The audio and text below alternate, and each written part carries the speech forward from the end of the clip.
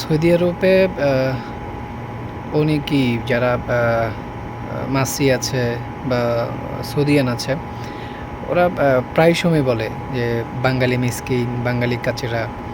আদৌ কি বাঙালি ছাড়া সৌদি আরবটা চলা কি পসিবল? এইখানে সৌদি আরবে যত নিম্ন স্তরের কাজ আছে, সেগুলো আমরা বাঙালিরাই করি। তো অন্য কোনো কান্ট্রির মানুষ এত নিম্ন স্তরের কাজ মনে হয় না করবে।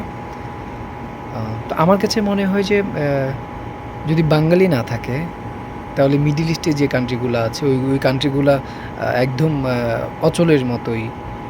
আরও একটা দিক চিন্তা করা যায় যে যেমন আমাদের মতো যারা স্বল্পোন্নত দেশ আছে, বাংলাদেশ, নেপাল, পাকিস্তান, ওই কান্ট্রিগুলোতেও কিন্তু আপনার মিডল ইস্টে যে রেমিটেন্স যায় ওইটা ছাড়া ওদের দেশটা মানে আমাদের দেশটা চলাটা খুবই ইম্পসিবল। ওদের যেমন আমাদের প্রয়োজন আছে, আমাদেরকেও ওদের প্রয়োজন আছে। আর মানে আমি বেশ কিছুদিন ধরে ট্রাভেলসে বসতেছি আর কি। তো আমি দেখছি আর কি যে এখনও মানুষ দালাল নামক যে সান্ডাগুলো আছে, অহরহ মানুষ নিয়ে আসতেছে, অহরহ। ওদের কাছে ভিসার কোনো অভাব নেই, ওদের কাছে ভিসার কোনো অভাব নেই। ওদের একটা চিন্তাধারা হচ্ছে গিয়ে আপনার মানুষ আনতে পারলেই তো আমার টাকা। মানুষটা এখানে কী করলো, কী খাইলো, কেমনে কী করলো না করলো সেটা ওদের দেখার বিষয় না।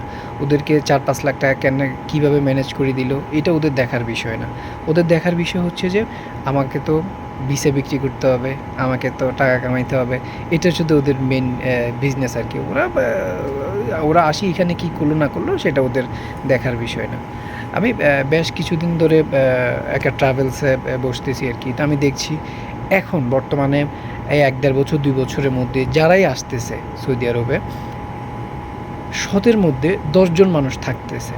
100-এর মধ্যে 10 জন মানুষ থাকতেছে। বাকি 90 জন মানুষ আপনার হয়তো আসছে 3 মাস, 4 মাস, 5 মাস, 6 মাস হয়েছে, কোনো জায়গায় কাজ পায় নাই। বাড়ি থেকে টাকা এনে পুলিশ কন্ট্রাক্টে দেশে যাচ্ছে, অথবা আপনার ওই বিভিন্ন দালালের মাধ্যমে রি-এক্সিট করে দেন হচ্ছে দেশে যাচ্ছে। কেউ থাকতেছে না, কারণ কাজের অপরচুনিটি নেই। এত মানুষ এইখানে যে আপনার একটা কাজের যদি একটা অফিসে যদি আপনার 5 জন লোক প্রয়োজন হয়, 50 জন মানুষ দাঁড়ায় যায়। এত কাজের সংকট এখানে।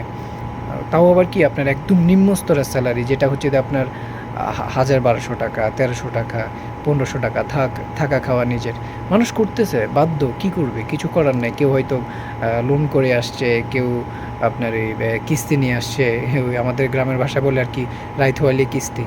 সো কিছু না কিছু একটা করতেই হবে।